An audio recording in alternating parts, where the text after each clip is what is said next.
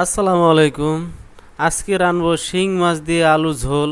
অনেক দিন পর বাসায় শিং মাছ নিয়ে আসছি, আধা কেজি কিনে নিয়ে আসছি। তো ভাবছি একা মানুষ, বাসায় কিন্তু ফ্রিজ নাই। আজকে শিং মাছ দিয়ে আলু দিয়ে ঝোল রান্না করব। মানে আমি আমার জীবনে কখনো শিং মাছ দিয়ে ঝোল দিয়ে রান্না করি নাই। আমি যখন একা একা থাকছিলাম, বাড়িতে গেছিলাম, মা রান্না করছিল।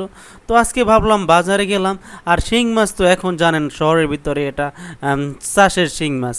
সো ভাবলাম আধা কেজি নিয়ে যাই, বালতির ভিতরে জিয়ে জিয়ে অনেকগুলো রাইখে দেবো।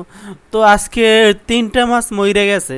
তো আর আলু কাটছি, আর আলুর কিন্তু দাম এখন খুবই কম, মাত্র এখন বাজে হইলে 3টা 42, বুঝতে পারছেন? মানে বিকাল, মানে আমি অফিস শেষ করে বাসায় গেছি বাজারে, কি রান্না করব কি রান্না করব, মানে ভাবতে ভাবতেই আমার আধা ঘন্টা লাগে। তো তো ভাবলাম শিং মাছ নিয়ে যাই। তো শিং মাছ বালতির ভিতরে ভিজে রাইখে দিছি, জানি না কয়দিন বাঁচবো। আধা কেজিতে পাইছি 12টা, দেখা যায় আমার 5 দিন আমি খেতে পারবো, কারণ দুইটা রান্না করলে কিন্তু অনেক হয়ে যাব। তো রান্না শুরু করে দিছি, ভাত কিন্তু রান্না হয়ে গেছে। আমার পেটের ভিতরে প্রচুর পরিমাণে ক্ষুধা লাগছে, কি বলবো, মানে বুঝতে পারছেন, প্রায় বিকাল হয়ে গেছে, এখন রান্না করতেছে। মানে একটা সিঙ্গারা খাইছিলাম, তাও কি থাকা যায়? আর আমার ক্ষুধা লাগলে আবার মাথা ঠিক থাকে না। রান্না বসাই দিছি, পেঁয়াজ মরিচ ভালো করে কষাই এনেছি, আলুটাও দিয়ে দিছি। ভাতের মার গালা শেষ, ভাতটা প্লেটে বাইরে রাখি, কারণ এখন প্রচণ্ড কিন্তু গরম, সেই জন্য প্লেটে বাইরে রাখতে আসি। আর ভাতটা আজকে একদম পারফেক্ট হয়েছে, মানে এর আগে একবার রান্না করছি, মানে ভাতটা জাউ হয়ে গেছে। মানে এদিকে রান্না করি, আবার এদিকে কম্পিউটারে কাজ করি, ওইটা আর খেয়াল ছিল না। সেই খেয়াল না থাকার কারণে দেখি ভাত একদম জাউ হয়ে গেছে।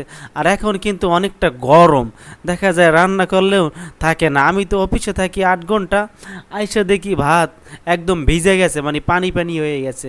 সেই রাত্রেবেলা আবার আমার গরম ভাতে পানি দিয়ে খাইতে হয়। তো ভাবছি সেই জন্য আজকে একটু দেরি করেও রান্না করতে আছি। আর সকালে 3 বেলা ভাত রান্না করলে কিন্তু থাকে না। আর আলুটা এত পরিমাণে মিষ্টি, মানে পুরন আলু তো, মানে আলু যেটাই আনি ওইটাই মিষ্টি লাগে, বুঝে চিনি দিচ্ছে। এখন মাছটা দিয়ে দিলাম কষাইয়া, মানে শিং মাছটা হালকা একটু কষাবো। আজকে মনে হয় তরকারিতে ঝাল বেশি হবে। ঝালটা কেন বেশি দিছি? বেশি দেওয়ার কারণ হয়েছে আলু দিছি তো, সে আলু দিছি, আলু দেওয়ার কারণে হয়েছে এটা, মানে ঝাল। আলু তো এমনিতেই মিষ্টি বেশি থাকার কারণে কিন্তু আমি মানে ঝালটা আরও বেশি দিছি, ঝোলটা দিয়ে দিছি। কারণ শিং মাছের কিন্তু ঝোলই খায়, ঝোলটা মনে হয় একটু বেশি হয়ে গেছে, সমস্যা নাই। মানে আলুটা সেদ্ধ হইতে হইতে দেখা যায় ঝোলটাও টাইনে যাইবে। আর এইবার কিন্তু ভালো চাল কিনে নিয়ে আসছি, আগে তো 88 খাতাম, প্রায় মোটামুটি হয়ে গেছে। এখনও কিন্তু অনেক পরিমাণে ঝোল, আমি ঝোলই রাখছি, কারণ আলু দিয়ে ঝোল খাবো, দেখতে পারছেন। হয়তো ভাবতে পারেন যে এত ঝোল, না আজকে একটু বেশি ঝোল হয়েছে, মানে পানিটা দিতে পারি না ভালো কইরা। তাও ঠিক আছে, মানে শিং মাছের তো ঝোলই খায়, সেই অনুযায়ী কিন্তু আমি ঝোলটা বেশি দিছি। আমার মনে হয় আজকে সেই স্বাদ হবে।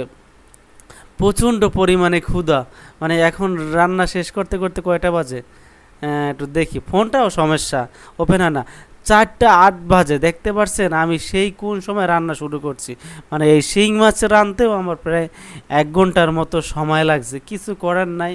মানে আমার কি ক্ষুধা লাগলে মাথা ঠিক থাকে না।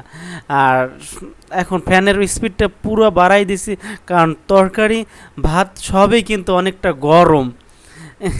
শিং মাছের ঝোল আলু দিয়ে জীবনে প্রথম আমি নিজে রান্না করছি। অনেক ধরনের আইটেম রান্না করছি, আজকে একটু ভিন্ন তরকারি রান্না করে দেখলাম। তো এগুলো ঢাকনা মকনা তৈল লাগছে, তো ভালো করে ধুয়ে রাইখে দেবো, তারপর খাওয়া দাওয়া করবো। কারণ খাবার পর আবার হাঁড়ি পাতিল ধুইতে ভালো লাগে না, কষ্ট লাগে, সেই জন্য রান্না প্রায় শেষ। তো আমার ভিডিওগুলো আপনাদের ভালো লাগলে আমার চ্যানেলটি সাবস্ক্রাইব করে দেবেন, আর ভিডিওগুলো কেমন লাগে আমাকে কমেন্টে জানাবেন, সবাই কমেন্ট করবেন। ধন্যবাদ।